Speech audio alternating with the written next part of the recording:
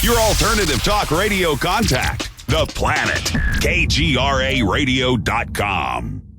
With infinite complacence, people went to and fro the earth about their little affairs, serene in the assurance of their dominion over this small, spinning fragment of solar driftwood, which by chance or design, man has inherited out of the dark mystery of time and space.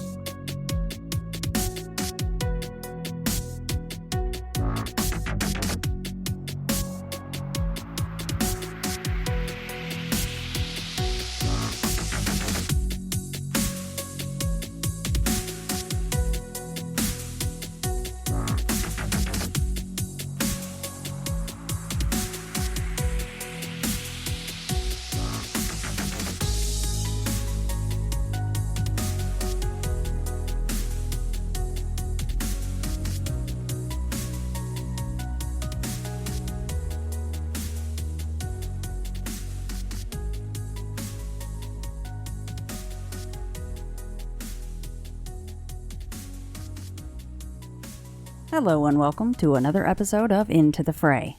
My name is Shannon LeGros. If you happen to follow me on either Facebook, Twitter, or Instagram, then you probably already know that my second book, Beyond the Fray, Paramalgamation, co-authored with G. Michael Hoff, is available on Amazon. Paramalgamation is filled with difficult-to-classify, first-hand paranormal encounters with true high strangeness.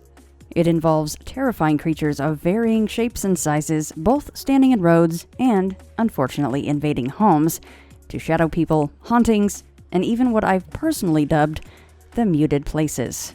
As the unique word that I've come up with states, it is an amalgamation of the strange. It includes encounters shared on my show Into the Fray, and also encounters not documented anywhere before. It is available in both ebook and paperback versions, or if you want a personalized, signed copy, head to beyondthefraypublishing.com. And when you're finished reading it, please head to Amazon and leave us a review. Our first book, Beyond the Fray Bigfoot, continues to hold steady at number 1 in its various categories, so a big thank you to everyone who's purchased and reviewed it. Another big announcement is that Book 3 is now in the works. And guess what? Bigfoot is back. Book 3 is all strictly Bigfoot, though. No Dogman this time. So, shoot me an email to get your encounters included within Beyond the Fray Bigfoot 2. Email is shannon@intothefrayradio.com, or call my Google Voice line and leave your contact info there. Area code 702-291-8557. Alright, so without further ado, here's James Salsido. So on this edition of Into the Fray, I have back on with me James Salsido. And of course, this is The Darkness Rises Part 3. Part 2 was recent, and that was episode 238. And Part 1 was actually quite a long time ago, episode 124. And he is, of course, the author of The Darkness Rises, Real-Life Accounts of the Paranormal. James, welcome back to the show. Thank you.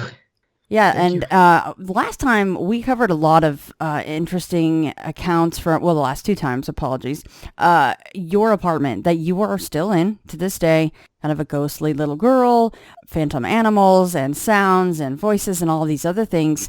And you said you still do, in fact, have a couple of accounts from your apartment that you wanted to cover. And then we're going to move to a training center that you spent some time at. So wherever you want to jump in with that apartment stuff and pick up where we left off. Well, it's funny because I had something happen the other night that got me thinking about possible other experiences that I had that I didn't know I had, which is always kind of interesting. Right. Sometimes when I'm in the kitchen, my cat will like to be in there with me, and she'll bump into or try to open the cabinet doors. And so but I'm usually there, and I know that's her. But there have been a few times, especially at night after it gets dark, where I'll hear that same sound. And I used to always think, oh, it's just Logan. And so I'd actually say, Logan, stop it, get out of there. Well, the other night I was doing that, and I just had this feeling.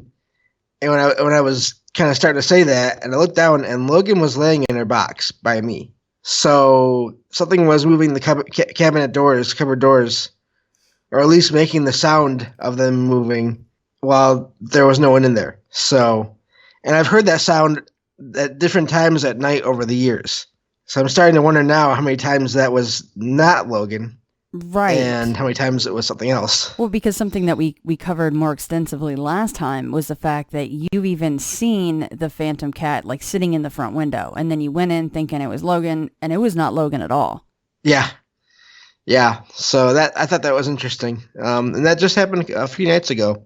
So besides that, what else has been going on at your apartment that we didn't cover? You said something about the laundry room? Yeah, nothing else really for my apartment, like the building itself. But I live in a apartment complex where there are different buildings of apartments, and but in the middle block is where the office and maintenance area and laundry room are all located in this one house. And it looks like it actually was a house or is a house. It's designed like one anyway. So I don't know how old that is, but. So yeah, I had a couple things happen in that laundry room, and it all started not long after we got a notice that it was going to be renovated. Surprise, surprise! As a lot of people know that are into the stuff that can happen. You know, renovation can stir things up. So the first thing that happened was there was just before everything was going to start, which I think is funny. Sometimes I will do laundry at night. Because as I've said before, I'm legally blind, so my eyes do a lot better in darkness as far as it doesn't bother them the way light does. And so sometimes I will do laundry at night in there, and then once in a while I'll just stay in there, and the laundry machines will be going, and I'll have I have a blindfold that I put on to rest my eyes, or sometimes I'll just keep lights off. But this one night, I'd been sitting in this laundry room, and my clothes were in the washer, and it stopped. And so I got up. The lights were on, and I got up, and I kind of woke up. Also, I was kind of dozing. And as I was standing up, I noticed right in front of me a pair of like dress shoes and dress pants. Dark shoes, dark pants. As if there was someone standing right in front of me. And by the time I stood up all the way, it was gone. I didn't see anything else. And there was no one in there. And I mean, it's basically a small room. It only has 2 doors to get in and out at opposite ends of the room, but they're both not far from each other. You know, there was no one else in there with me, and no time for anyone to get out. And I heard nothing either. So and James, that was the first thing that happened. Just to be clear, because people might be curious. Once you take the blindfold off, the lights are in the room. They are on. If I was standing, in front of you, maybe, I don't know, a couple feet away, how much of me could you see since you are legally blind? Yeah, I could see that you were there just because the floors were all like one color. And I mean, I would at least see a shape at the very least. And I would at least be able to tell like your face from your hair, maybe not facial features, but right. I would be able to tell that. And I'd be able to tell general color of clothes, like what if they're light or darker clothes, things like that. Not in any detail, but just general things like that is what I can usually see. Okay, yeah. Thank you for clarifying. Oh, no problem. And I didn't feel any. I wasn't really scared. I was just surprised that happened, obviously. And it was funny because at the time I didn't know about the renovations that were going to happen at the time. And I found out after. And I wonder still now even if there was someone in there that did not like the idea of the place being renovated. And they were kind of showing themselves like, hey, what's going on here? I don't like this. What am I hearing around, the building lately? Kind of thing. Now, do you think that it was literally just this figure manifested and it was in fact just pants and shoes, or maybe possibly you just couldn't make out the torso portion, or should there have been by rights as far as how far it was from you should be able to make out the whole thing? I should have been able to make up the whole thing once I stood up all the way, but as I was standing up, I had focused on the pants and shoes, but then I kind of when I stand up, I have to be, I don't know, more focused on the action of it. Right. I guess you can say. So by the time I stood up, it was gone, and I don't know if it just disappeared, if it was the whole figure and it just disappeared, or if it was just that bottom part. I don't know for sure, because I stood up pretty fast once I saw that there was something there. So yeah, I'm not sure what to make of what I saw, because part of it was also just how I felt, and that was definitely, I got a feeling like someone was not happy about things. Not that they were mad at me, they were just not happy. Did you say anything out loud? No, I think I probably did say something like, "Oh, that's interesting," or "That's weird." But I'm kind of, after all the things I've had happen, I don't think I've said this before. I don't like to interact a lot with things that happen, just in case. I mean, all kinds of things can happen when you start doing that, So I just let things go as they happen. So yeah, that was basically the end of that. I did the rest of my laundry that night, and nothing else happened, and everything was fine. But I know what I saw, and I know that it shouldn't have disappeared as quickly as it did, right in front of me, basically. So that was the first thing that happened in that room. So the renovations, I think, took at least a few weeks to be finished. So the next time I went in there, they were giving everybody that used the room a quick tour of the room, and they added they switched over from using paying quarters to using like a debit card kind of thing. Mm-hmm. So they had to show me that, and it was really interesting while we were in there, because I felt, again, someone was in there with us, and this was in the daytime, like in the morning, and I felt like there was someone in there with us, and they were not happy with all the renovation, which is really interesting to me, because it's not like they changed a ton of things about the room.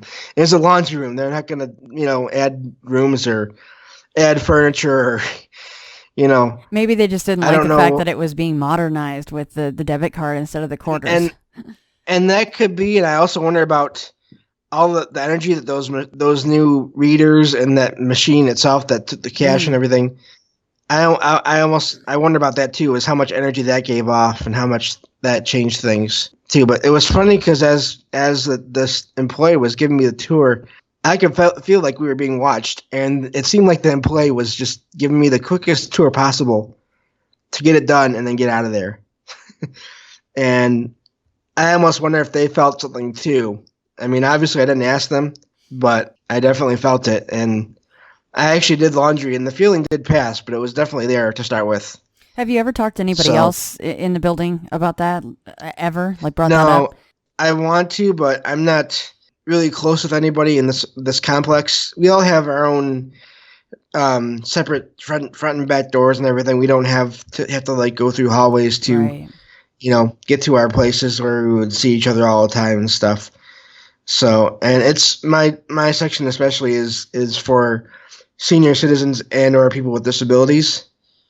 So, I mean, you don't see people like sitting outside all the time talking. Right. That kind of thing, even in the summertime.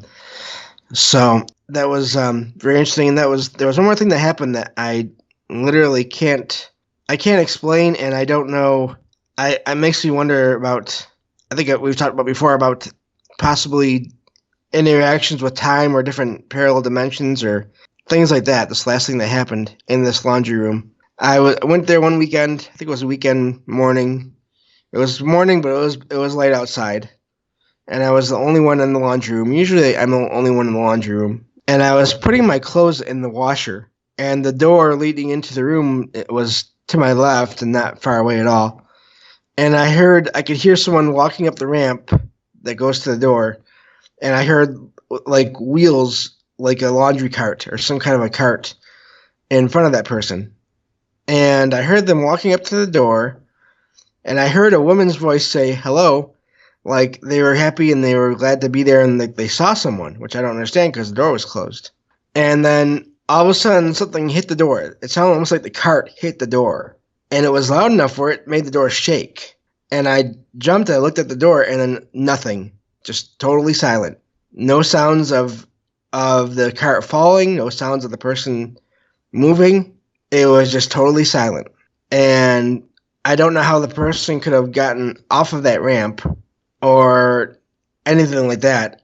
I mean, and I looked outside right after, and there was no one around there. Because, I mean, I thought, oh no, what if they hurt themselves? You know, if they fell off the ramp or something, or Right. not that it was a big fall, but still. And there was no one there. There wasn't even anyone on the sidewalks anywhere near there. And I don't know how to explain it. It's like there was just someone there, and then there wasn't. Was that always the position of the door in that location, as far as you know? As far as I know, yeah, because I'm pretty sure this apartment complex has been here since the 70s or 80s, and that has always been, as far as I know, the laundry room for people to use it. So, only thing I can think of, like I said, is maybe in some other time or dimension or whatever, someone was walking up that door, and I just heard it and saw the door shake. Because, like I said, it shook the door in the frame, which I think is interesting. So I don't know. If it hadn't hit the door, if there had just been silence, I maybe could have just written off as maybe, well, I don't know how, but maybe I imagine things. That's an interesting thing to just imagine, but... Well, and you heard the voice, though, so, you know. Yeah. So that's those are my laundry room stories. So, and I still don't know. I still use that room, and nothing else has happened for a long time. It all seemed to center around just prior to and then just after the renovation. I'll bet a lot of other people have had experiences in there, but it's just not the easiest thing to bring up to people. Yeah, I'd love to. But yeah, it's not. I mean, you never know with someone unless they start the conversation, and how likely are they always to do that? Yeah, you know? Yeah, because they're thinking the same thing that you are. Like, oh, I shouldn't bring this up. You know, they're gonna think I'm weird. Yes. So yeah. Yeah. So, but that's the last of my stories as of now about my apartment in the apartment complex. That's right. Until part 4 comes out and more things go on, right? I mean, not that I'm hoping that in your apartment, because it's good to sleep and not be kind of freaked out and go, what in the world was that noise? Or that was another voice again. But so it's still the whole the kitchen cupboard thing is just still amazing to me, because I mean, it happened not every day, but still over the years it's happened several times where I thought it was just Logan playing around, and here it was not her, not always necessarily. So apparently I had experiences I didn't know I even had. It's funny how they surface, right? It is. So anyway, I guess with that we can move on to this training center that I went to. Sounds good. I went there a couple of times. I went there once around the year 2000 when I was still in school, high school, like last year of school or so, during the summertime for a few weeks. And then I went there again about 5 years ago now. I don't know, 5 or 6 years ago now, again as an adult, older adult. So, and I have stories from both times. So the first time I went there, I was about 17, 18 years old. And these places, any kind of a training center for the blind, a lot of times the purpose is to show people with low or no vision how to do things that other people would just do without thinking about it. Right. Whether it's cooking or cleaning or labeling things, just basically how to live life, to the best of their abilities, using technology, different kinds of technology made for people with vision problems. So that's kind of the overall purpose of this place. I'm going to say right away, this is a government place, so I'm not saying this so that everybody can go there and check it out. and that's also why I'm not saying the name of the place or the location of the place, except that it's in Michigan. But I mean, that's all I really want to say about that. Also, because of this, I wasn't able to really do any research on the place itself as to what the building was, if it ever was anything before it became a training center or anything like that. I don't know. But I had several experiences there, starting with my first time there. When I went back then, it was at the summertime, and so it was a lot of people my age or a little bit younger. Basically, kids are off of school for the summer. During the summer break, they would go there. I've always been a night owl, especially I think maybe even more so back when I was that age because it was easier to do that. And so a lot of times at night I would be up, and I've always been into computers, and they've always had the best computers I could get available, and you could use them at night, but you had to ask the manager or the security person or whatever. So my first thing that happened there, it was at night, and I was alone in the room. I was just sitting there, just basically checking out the internet, which was still fairly new at the time, and I started to hear footsteps behind me, walking back and forth in the middle of this small room, small rectangular room. And again, it's funny how all these things happen where I know that there couldn't have been anyone behind me because of the size of the room, and the door was closed, so the door would have had to open at the very least, and then I would have heard someone come in before the area where I heard the footsteps. And I heard them going back and forth just slowly. And what was funny about that was they would have had to walk through a couple of chairs that were in the middle of the room. Creepy. Yeah, so that was interesting. It kind of freaked me out a little more than it would now, I think. But also, nothing happened, and I didn't get any bad feelings from it, so I just kept on playing card games online and stuff, because that's basically what was available back then. Nothing fancy. And that would happen a few different times at night while I was there. So that was just the basic stuff. I would hear footsteps in there. Sometimes if you'd be walking around the halls at night, you would hear footsteps in the hallway off in the distance, but then you would not see anybody or hear any other sounds of movement. Also, it was a center for the blind, so a lot of people would have canes, white canes, which are used to basically navigate your surroundings. I never heard that sound with the footsteps when this happened. So that was always interesting. And not long after that, I moved out of the room I'd been put in. They had living spaces in there where you could stay, because you stayed there for a while. You actually lived there. There was a cafeteria and a couple of TV rooms, which one was like a conference room. So you did live there. You brought all your stuff and you stayed there. There were times in even the TV rooms where you would see kind of like shadows moving around in the corners or along the walls, and there would be no one else there too. And I noticed that especially a lot more the second time around when I went there. But this first time, I moved from one of the basic rooms to a set of rooms designed to look like an apartment, like one you would have out in the world, basically. Mm-hmm. And that was kind of just to simulate living in a regular apartment. But this one that I was moved into, it was at the other end of the complex or this building, and it was away from all the other rooms where the people stayed. The first night I was in there, I was just sitting on the couch. It was not like a regular couch. It had like a metal frame and everything. And I was just thinking and planning to unpack, and so I happened to tap my fingernails or my fingers on the metal frame of the couch, just in short little rhythms or whatever. I did this once, and I stopped, and I heard something in the bathroom, and it sounded like a finger tapping the mirror, and it was the same pattern that I had just done. I was surprised, but I was also interested because, as far as I knew, there wasn't supposed to be anyone in there but me. And I was also thinking, well, is there anything natural that could do that? I was 18. I didn't know. I didn't have any way to research stuff like this. There wasn't even anywhere to do that online, I don't think, yet at that point anyway. So I repeated that process. I did like 3 different patterns of tapping on the couch frame. And whatever this was or whoever this was responded each time with the same exact pattern of taps. And I eventually got up and I walked around to the kitchen and into the bathroom, and of course there was nothing there.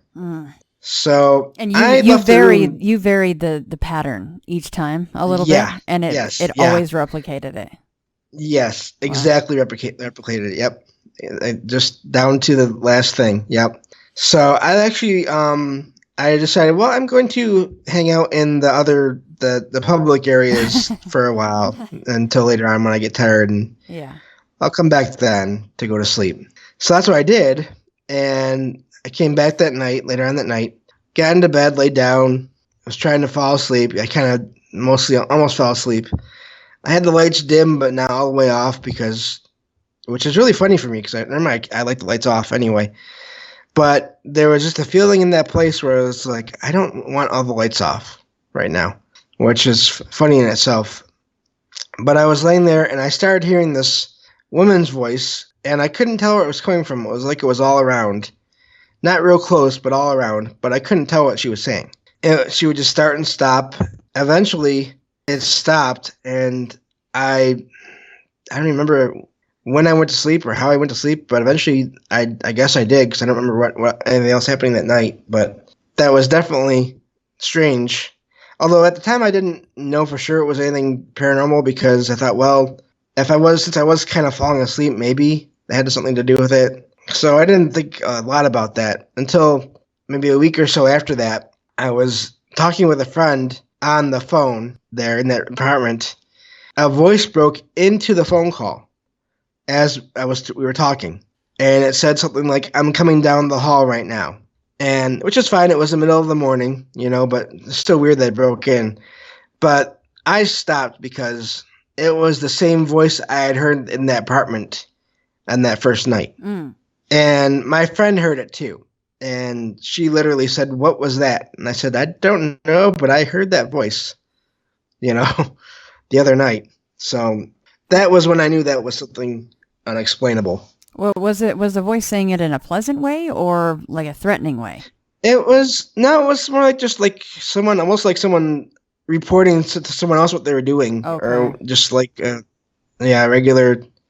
Yeah, I guess the best way would be to say that it was like they were just reporting what they were doing. Maybe even as if they were like on a phone, or well, not on a phone. They didn't have mobile ones yet, but like on a walkie-talkie or something. Also, that whole time I stayed in that apartment during the daytime, not at night, which is weird, but during the daytime, there was the small kitchen in between the living room area and the bathroom area, and there would always be just constant banging and bumping sounds on all the walls and the ceiling in this kitchen area. And I still don't know what was causing that, but they were different sounds of different like intensity. Some were just regular like little bumps or bangs, and others were a lot louder. And I still don't know what was going on with that. And that was just in the kitchen? Just in the kitchen. Huh. And only all during the stuff was day. I happening. just wonder if that's, more of a, the difference between residual and intelligent, and residual just being, a movie playing. So just during the day is kind of interesting because, a lot of people are just up during the day in the kitchen, banging around and doing their thing. Is. So I like that one. That's very interesting. Well, and it's funny because right next door to this apartment was the actual, I guess you'd call it the classroom kitchen, the kitchens where people will go to learn how to, cook in the kitchen, and that was right next door to this apartment. So all this stuff happened, and at the time I was still pretty new to all this stuff, so I actually asked the staff there if I could move into this other apartment that was closer back to all the other living quarters. Did you tell them why? And no. Did they ask? No. I mean, were they like, what's wrong with this one? Yeah, and I kind of just skirted the question like, well, I don't like being so far away from everybody else. And it's, I kind of just, I didn't, even then I knew like not everybody's into this stuff or knows about this stuff. Right. And so I was like, no, I'm not going to talk about that with them. And it took a little while because there was someone else in the other apartment at first. And so I had to wait for a little while, but eventually I was able to get out of there. But I had friends in that complex too that, I could talk to this stuff about, that they kind of, I don't know if any of them had other experiences there or if they had experiences other places, but they weren't as close to it as, some people are. And I happened to tell this one friend about all this, and they were like, well, the last person that stayed in that apartment also just moved out really quick after they were in there. Mm. And he was still staying at the center at the time when I found this out. And so I thought, well, let's go talk to him. I want to find out, what's going on. He would not talk about that apartment. He would not talk about why he got out of that apartment. So you bring it up and what does he say anything at all? Does he literally say, I'm not talking about that? Or he just changes the subject? Yeah, it was literally just he would, I stayed there. No, I just want to get out. Mm. And to me, that means to me at least something happened. Right. And who knows for sure? I mean, if he never had anything happen before, who knows if it was just one little thing that happened that made him decide, or if it was a lot of things. But I mean, for him not to want to talk about it, that was a sign enough to me that this place was had something going on in it, at least. So yeah, that was most of the stuff from the first time there at this training center. Like I said, there would be footsteps here and there all around, and other people would hear that the same kind of footsteps around, in different places. Some people said they would hear noises in their rooms, like bumps and bangs in their own rooms, and I thought I heard that too a few times, but not a lot in my actual room, except for that apartment room. So yeah, that was back in around the year 2000. Eventually, I went home, and at the time, I didn't think I'd ever go back there again. I didn't really, I had no idea until about 15 years later. My vision had been starting to go downhill and change, and I decided I needed to learn Braille, to learn a different way to read. And so I went through the process of, finding out how to do that and just, government stuff. And eventually I was told I could go to that center again. I said, okay, well, if this will help me. And I wasn't even thinking of anything, weird at the time. I thought I was thinking about real, quote unquote real world stuff. I need to learn this, right. So I'll go. And I did find out, once I found out I could go, I didn't get to go right away, because at the time, guess what they were doing in there? They were renovating. Ba-bum. Yeah. Great. So there are a few things in the place that were different when I went back there again. Oddly enough, the room, that whole apartment room that I'd stayed in, had been totally changed into just a pair of small classrooms. Mm. And I didn't feel anything weird in those classrooms at all. But I noticed what I did feel was that at night, if you went into the kitchen classroom, which, like I said, was right next to where the apartment had been, I felt like whatever had been there before had moved into that kitchen area. Mm. And I mentioned this to one of my friends the second time around while I was there, and they would let some of the students there or people there use the kitchens at night to make things or to finish making things. So, and that's how I kind of found out that at night, this thing was still there. And I mentioned this to one friend that was there this one night, and she said, well, it's funny that you mentioned that, because I looked out the window at some point, and just tonight, and I could have swore I saw a little boy outside the window just for a minute, and then it was gone. Now, she said a little boy, and they don't really, it's not a place for kids, little kids. Mm-hmm. This place is for teenagers and older. I don't know what to make of that. And she didn't really, she's legally blind too, and so I didn't really get a lot of details about, how he looked. But obviously she saw someone or something that looked enough like a boy where she thought it was a boy. I thought that was interesting. So yeah, that was that was near the end of my second stay there. When I got there the second time, one of the first nights I was there, this was still when all the paranormal shows were on TV at the time. This was about 5-6 years ago now, and so even Ghost Hunters was still on at the time. I remember now. It was in its later seasons and stuff. And so I made friends quickly when I got there, and there were a few of them there that were into this stuff. So we were actually sitting in this conference room, TV room, one night, listening and watching to TV. We had the lights off, so just because it helps sometimes. But we were hearing little bumps and bangs in the back of the room as we were watching the show. a few of us looked back there. Those of us, that could see a little bit, would look back there, and we'd see shadows moving, like, but they didn't make sense with the TV show. And I mean, they were in the back of the room, and I don't know how they could have been like person-shaped shadows when it was from like a TV at the very other end of the room. And you guys are all sitting down. Yeah, we were all sitting down. No one else in the room. No one else walking around. You know, there's doors that lead into the room that were not open. You know, because you could do that too. You can have the doors closed in that room. So we would have heard if anyone would have come in there, because they're like kind of, you know, they're not like house doors. They're like industrial, I guess you could call them, or, you know, government like office room doors or whatever. Yeah, we were hearing bumps and bangs and seeing shadows moving around, which is funny because they didn't know this, but I've heard this over the years, that sometimes when you listen to this kind of stuff, or you watch this kind of stuff, you'll have activity, you know, and we were having it there at the time. And this happened a few times when we'd be watching these shows. So that's kind of what got me. At this point, I was already into this stuff, and I wasn't as afraid as I used to be. So I was definitely interested at that point. I was like, oh, okay, this place is still active. Of course, at that point, I was like, man, I wish I actually had some recorders and some gear to use here, now that I actually kind of know how that stuff works and how it goes. So, and that's the first night, and then probably all the memories from the first time came rushing back. And are you kind of going, yes, oh gosh, I'm a little hesitant to go to my whatever apartment they probably, you know, assigned you to? Were you a little bit like, oh no, what's going to go on in there? I was wondering. I wasn't really so hesitant because, like I said, I had enough other things happen even in between those years, to where, you know, I wasn't as afraid as I used to be. Right. But yeah, I was definitely wondering, okay, what's going to happen this time around?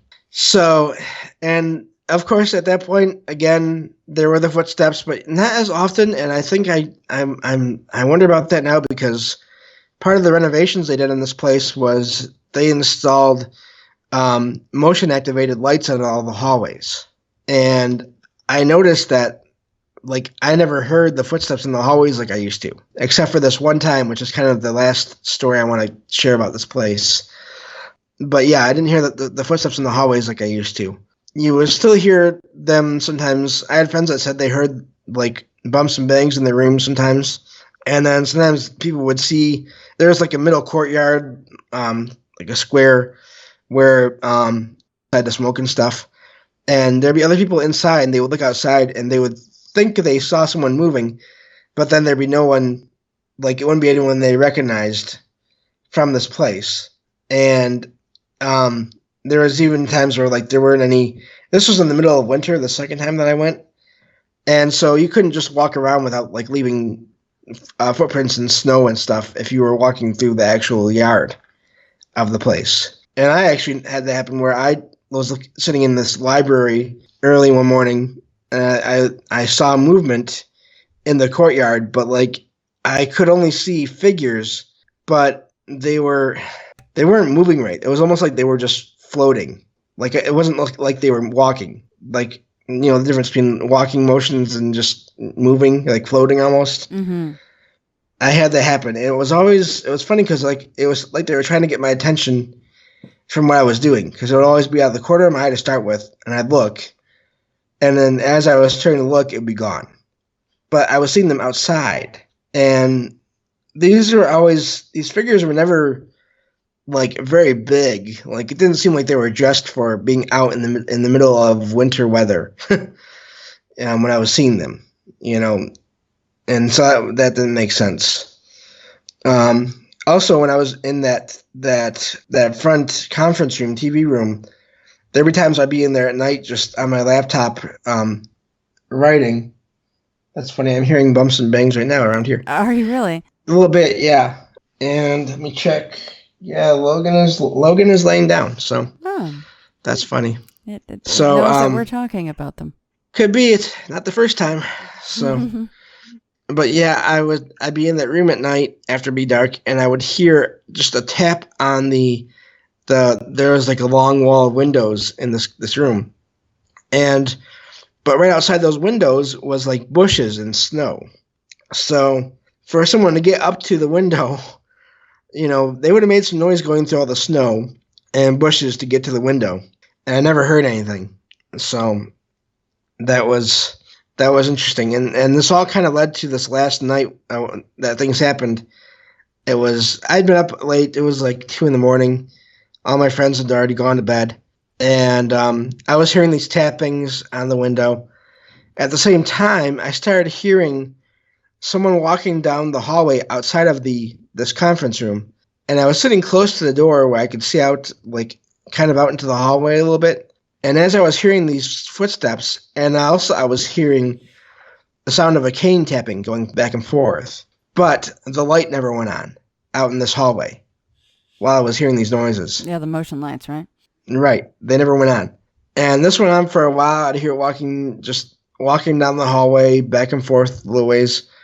And at the same time, I was hearing, this is kind of, I guess, like the big finale of, I think someone or something was trying to get my attention. And so this was happening, and eventually, as I'm hearing all this, all of a sudden there's a kind of a louder thump on the window, and I look outside, and it's actually one of my friends wanting to come in.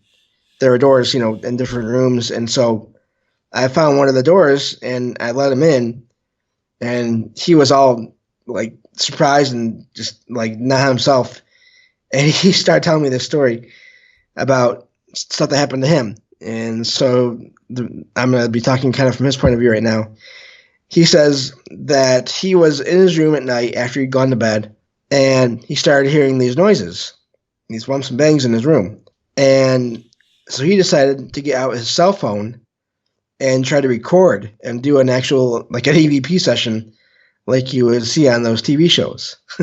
And so he asked if there was anyone there with him, and he let it go for a while, and then he stopped the phone. He played it back. It was a woman's voice, and it said, and this is the funny part, it said, looking for the one named James. Oh my goodness. Yes. And so he got up at that point because he was just, he couldn't believe it. Which I don't blame him. And so he got up and got dressed and everything and went outside. First he went outside to have a smoke, a cigarette. So he was actually, for a little while, he was standing outside as I was hearing these tapping noises, but I'm pretty sure it wasn't him. And he actually, before he went outside, he found another friend of ours, and he tried to play that recording for his friend, and it would not play. And he just couldn't get to play.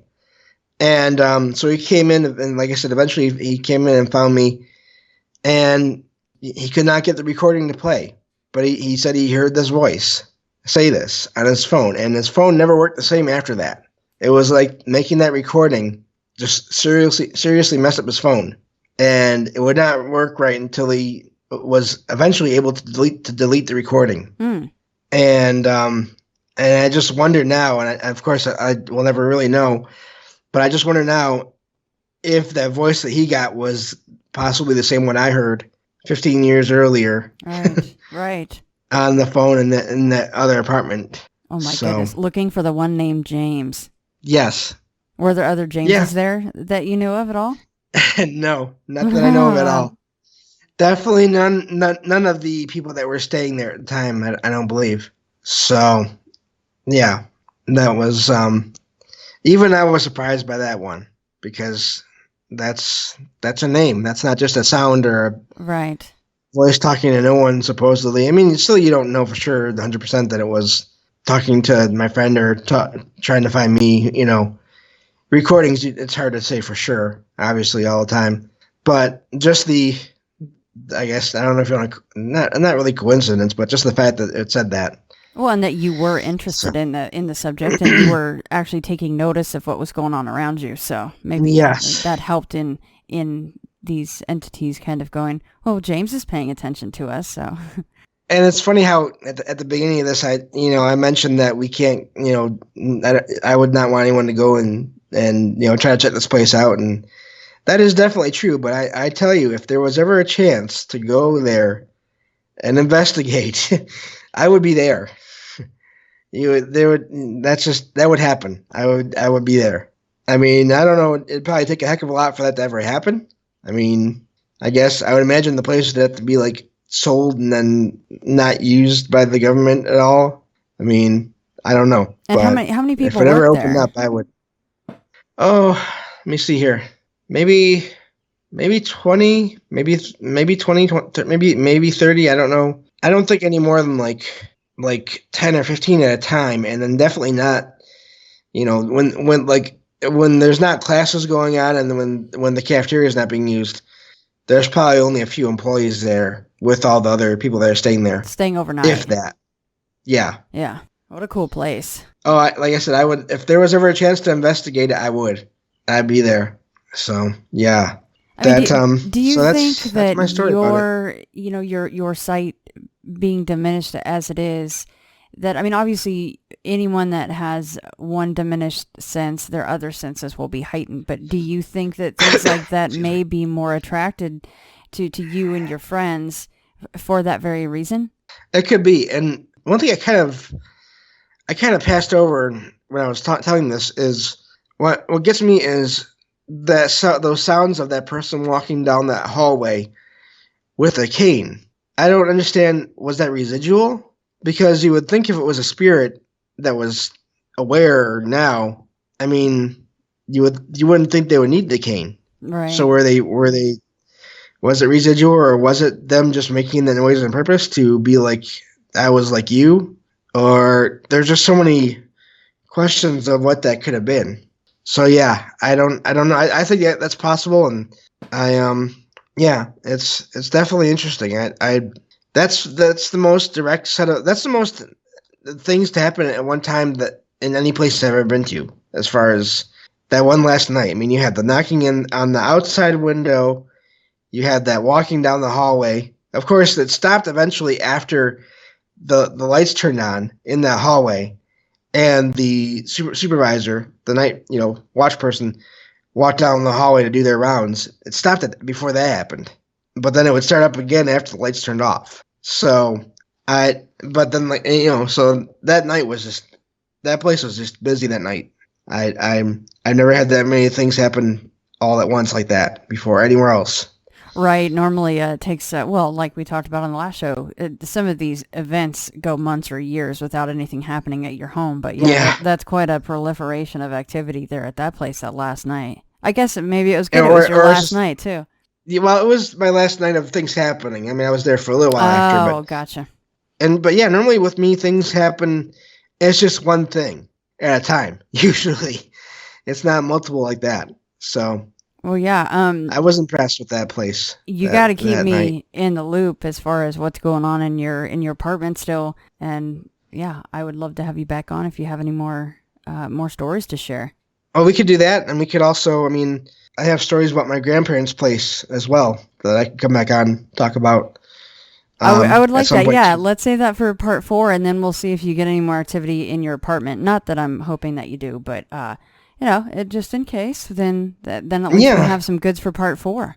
Yeah, and I mean, if you even want to do that closer to October, November, that's when my show comes out. Yes, and and make sure to go ahead and plug that and talk about your books, including the Red Lake Entity. I don't know if you brought that up last time or not, but make sure you mention all that stuff. I didn't. Well, I started out with writing nonfiction as far as the paranormal stuff goes with The Darkness Rises. There's 2 of those books. There's real life accounts of the supernatural, and then there's paranormal articles, which are 2 different things. I liked writing those. Those were a lot of fun. And then, sharing the stories from other writers in the first one. So those are both nonfiction. But not long after that, I really found that I wanted to write all this strange stuff in fiction as well. So my first go at that was the Red Lake Entity. It's actually kind of funny because it starts with basically just this one idea of a team of ghost hunters being at this mansion, or investigators being at this mansion, and having like the unthinkable or the impossible, quote unquote, happen, where a spirit just shows up and, hey, I'm a ghost, and in front of their cameras and talks to them and is like basically there. That's how the story got started. But of course, for being a fictional story, I had to figure out, well, why would this happen? This doesn't, there had to be a pretty big reason for it to happen. And so that's kind of what led to that book and the creation of the main character. I named her Hope, and she's basically the spirit of this young girl that passed away basically with her family, her father and her family in this mansion because her father was tried to take over this world that they're on, which is like a human world, but not Earth, because her father was basically a bad person. So basically, he was assassinated, but of course, she was killed along with him. And it turns out there's something threatening this world that is also threatening the other side of the afterlife as well, and that's why she's coming to the living, to people to talk to, warn them about it and to try to stop this entity from taking over and destroying everything. So that's kind of how that book started. And all three of those are on Amazon, correct? Oh, yes. Yep. So, and that one, that little girl, it's funny, is she was partially inspired by my experiences with another little spirit girl in my apartment. That was kind of, she was definitely inspired by some of what happened there. Yeah, I guess that's the easiest place to pull inspiration, right, is things that you've experienced. Yeah, it just kind of seemed natural once I figured out, this story of this family and that there was a little girl involved in it, and so. But yeah, so that was my first one of those, and I wrote another book in that kind of combined genre of science fiction and supernatural stuff after that. But so I'm always working on a story or two, and but yeah, as far as the podcast goes, it's going to be called Salsido Paranormal because, as I said last time, darkness is pretty well used in podcast and radio show titles, so I had to go with something more original and not likely to be used. And it's just basically a true ghost or paranormal story podcast. I love hearing about all these stories and sharing stories and also letting people know that they're not alone.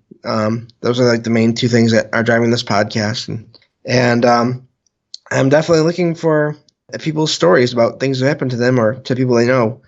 So you can find me on either on Discord at Salsido Media, or also I have a Facebook page now for the podcast, even though there's not a lot on it yet. That's also Salsido Paranormal if you search that on Facebook. And then if you want to send me a story directly, the best way to go would either be, like I said, through Discord or through email.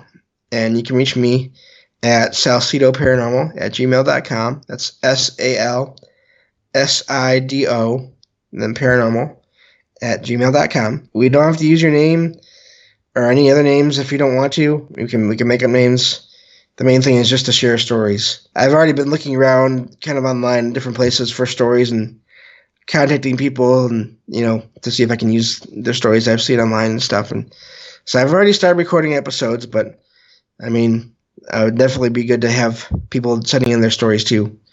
Absolutely. So I'm really excited about this and getting this going. It's going to launch on Halloween. We'll have to talk again when it gets closer to that or immediately after. No, we certainly will. We'll get it all ramped up and get everybody excited for it. I know that I am. And you guys make sure you check him out on Facebook and get a hold of him. Email and Discord. All of those links will be in the show notes for this episode. Well, I'm looking forward to part 4, James. Thank you so much for coming on again. Oh, thank you for having me, as always. Well, I'm so-and-so. I was given this name by my parents. I've been to such and such a college. I've done these things in my profession. I produce a little biography. Buddha says, forget it. There's nothing. That's some story. That's all gone. That's all past. I want to see the real you are now. Well, nobody knows who that is.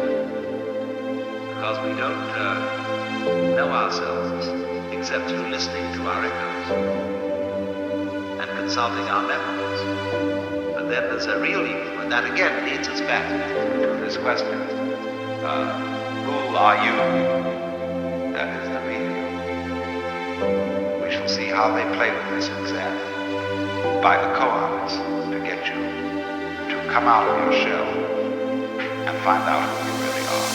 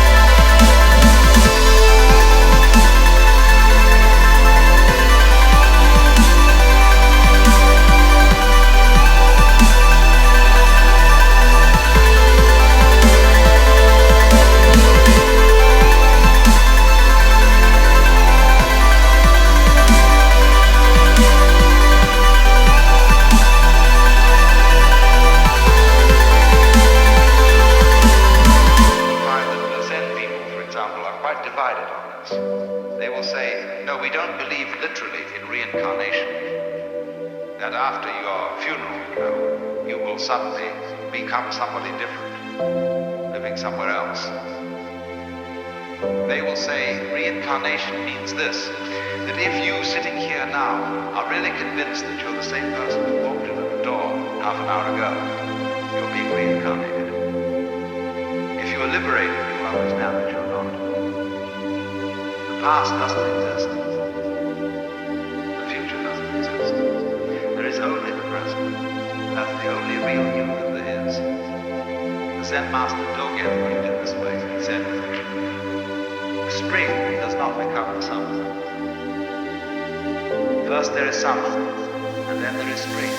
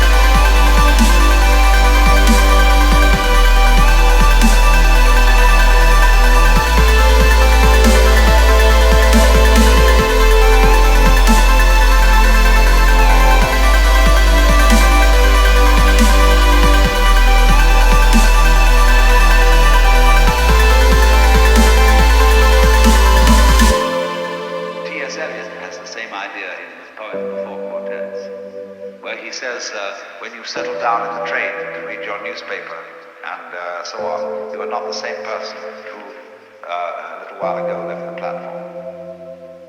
If you think you are linking your moments up in a chain. And this is what binds you to the wheel of birth and death. But when you know that every moment in which you are is the only moment, this comes into Zen. A master will say to somebody, get up and walk across the room. And he comes back and he says, where are your footprints? They've gone. So where are you? Who are you? When we are asked who we are, we usually give a kind of recitation of a history.